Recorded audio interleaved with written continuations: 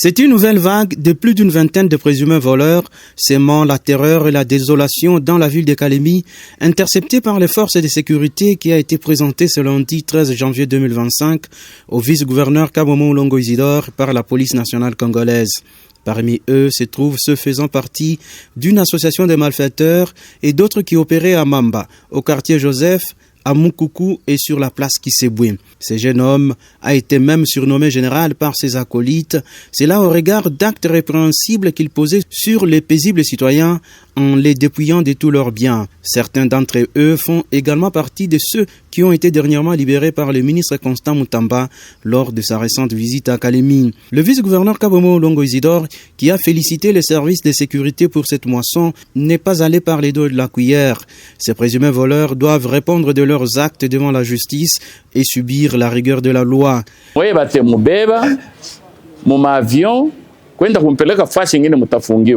Est-ce que iko normal mweye baba yako ubie ndugu yako anakubeba kuikala naye kipimo yako muko naenda kuimta bavolera asema vala munyumba ya muyomba yangu muko franga tunaya makazi muko nafanya makomission kipimo yenu mko ba commission muntu ona kulisha uko naikala naye wendo kambie ba mwizi asema leo mulingia $500 bana kwa kumuingia bana kulipa we commission kwa muntu wako nakulisha mweye kunaisha.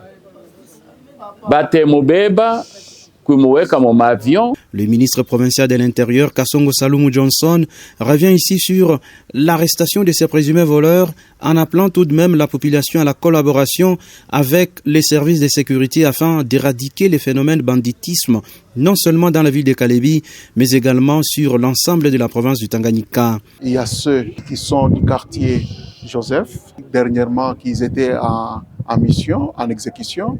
Il y a ceux qui sont du quartier Mamba et il y a ceux qui sont du quartier Moukoukou. Sans oublier leur bastion qui n'est autre que Kisseboué.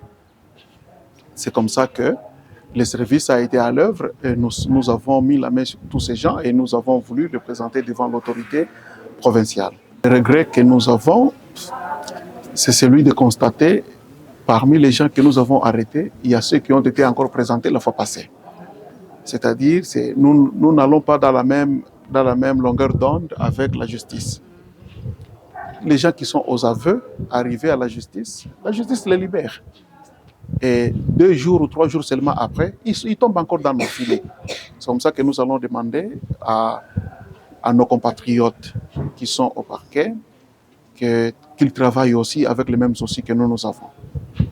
Parce que les soucis que nous avons est celui d'éradiquer la criminalité urbaine dans cette ville de Kalemi et aussi dans tous les autres territoires.